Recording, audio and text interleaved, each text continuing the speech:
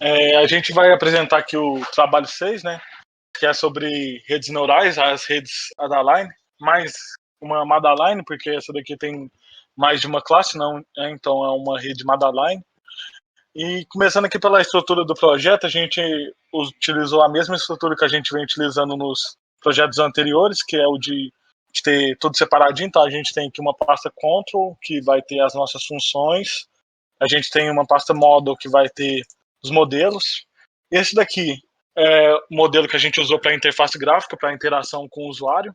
A gente usou uma biblioteca gráfica do Python chamada tkinter, e também a nossa Neural Network, que vai ter as variáveis que a gente vai precisar para treinar e também para executar, para testar a rede. A gente também pegou aqui e fez dois TXT, que são as entradas que representam os números. Cada linha representa um número, então a primeira linha aqui representa o número 1, a segunda linha representa o número 2, 3 e assim por diante até chegar no número 0, que é o último aqui. E também a gente tem aqui as classes, né, os targets, que cada linha também vai representar uma classe diferente. Então a primeira linha representa o número 1, número 2, número 3 e assim por diante. E aqui a gente tem o nosso main, né, que a gente roda. A gente seguiu basicamente as mesmas coisas da videoaula do professor José Ricardo. Então a gente começa mudando para o diretório para a gente conseguir ler os nossos dois TXT. Depois disso, aí aqui a gente já leu os TXT. A gente também já instancia a classe aqui NeuralNet. Alguém de vocês quer falar o que é cada um desses aqui? Aí a gente tem cada um desses. Que a gente primeiro tem o tipo de parada, né? Que pode ser também ou por erro ou por máximo de ciclo, né? Que caso você selecione por erro, a gente vai ter o máximo erro, o erro máximo, né? Aqui a gente também tem a taxa de aprendizado, que é a taxa que a rede consegue aprender. A gente também tem aqui o máximo de ciclo, caso você selecione o ciclo, aqui no Stop Type. E a gente também tem esse Interaction Type, que serve para ou pegar pré-definido alguma das entradas ou deixar o usuário digitar e interagir com o programa. Então, depois disso, a gente lê os dois TXT das entradas e dos targets, e a gente pega as suas dimensões aqui com o NumPy.shape. Depois disso, a gente vai fazer a inicialização das variáveis que a gente vai usar. A primeira coisa que a gente inicializa é o peso sináptico, que a gente inicializa nessa funçãozinha aqui. Essa aqui.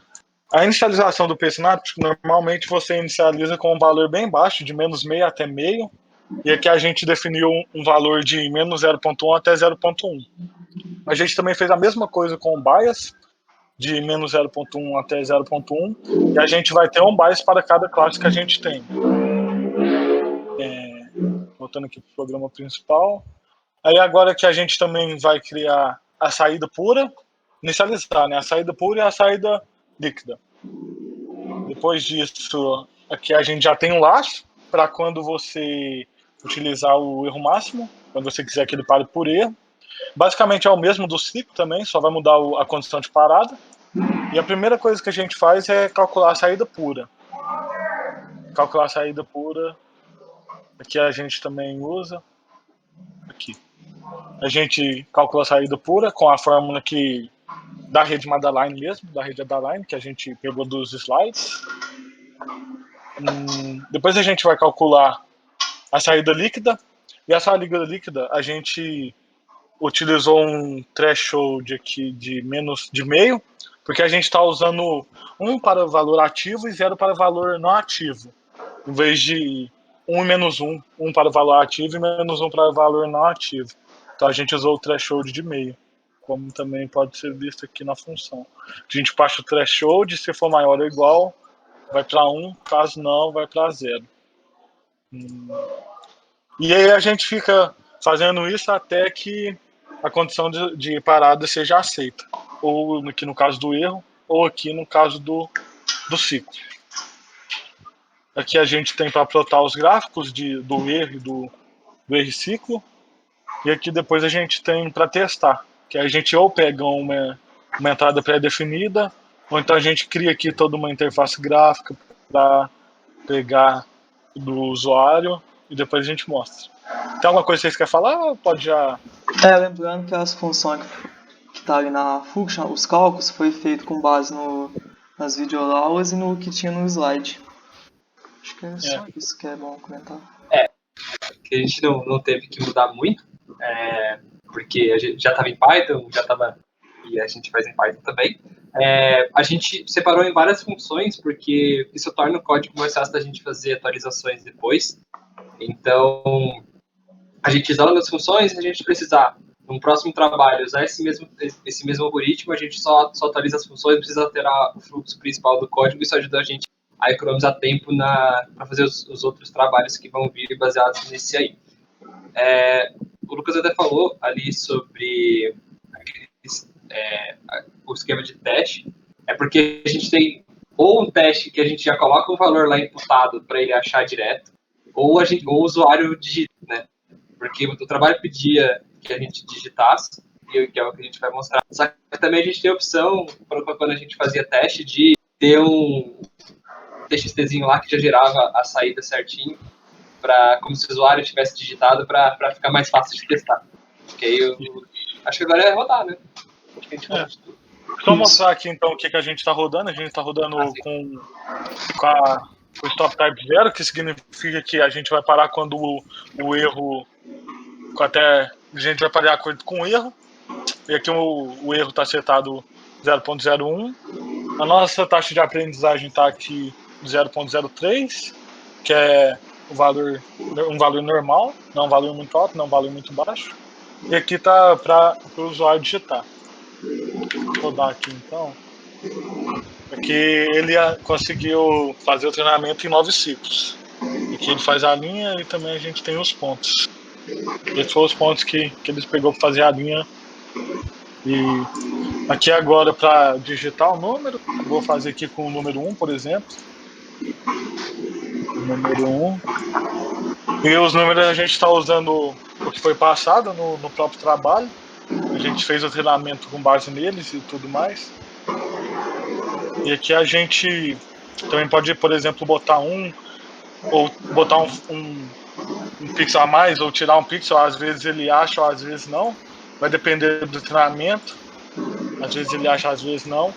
Porém, a gente observou que sempre que você coloca tudo certinho, os pixels, por exemplo, o número 0, ele acha...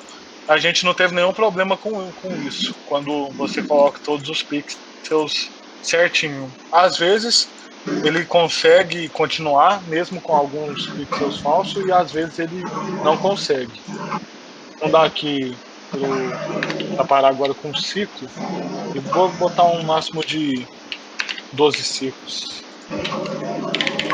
Foi um S a mais. Tem um S. Ele rodou. Não, é porque ele não salvou e... Ele não salvou. Isso. Legal. Dá um clear aqui. Vou dar de novo. Você vê que o valor que foi bem baixo, né, do erro, parece. Não dá pra saber certinho quanto foi, mas foi um valor ok, né? Tá um pouquinho abaixo do 0. Fazer o mesmo teste aqui do 1.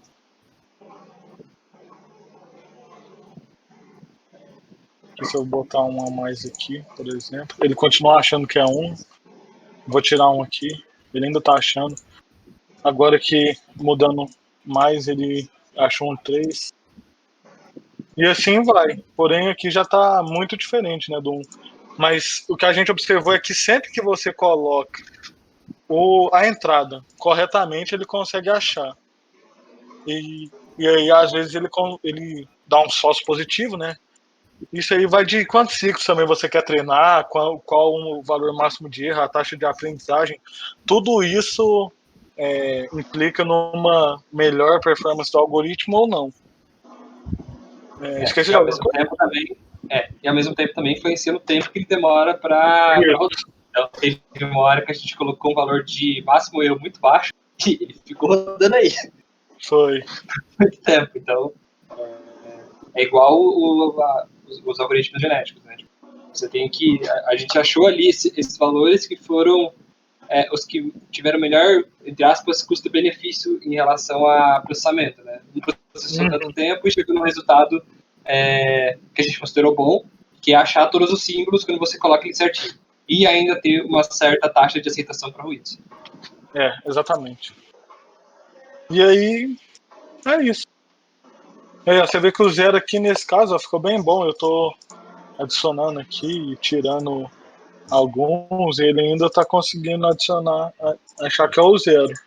Só que isso aí varia, né? Como a gente falou, varia para cada valor de erro, para cada valor de taxa, varia também, porque como a gente cria tudo randômico no começo, varia também para os valores randômicos que a gente cria. Então tem muitas variáveis que você pode testar para uma melhor performance no seu algoritmo. Só que essa melhora também vem com um custo computacional, né? De às vezes demorar muito tempo, igual o Ender citou, a gente estava fazendo os testes e teve uma hora que a gente colocou um valor tão baixo de erro que ele ficou muito tempo rodando, a gente até achou que tinha travado. Mas é isso que a gente tinha, o nosso trabalho foi esse. Tem mais alguma coisa para acrescentar, vocês? Só para avisar, esse projeto está lá no nosso mesmo repositório do Git, ele é a pasta projeto 5. A gente vai subir para master agora, para você consultar. Não sei, agora vocês têm mais alguma coisa? Não, por mim não. Não, só foi isso. Então é isso, professor, valeu.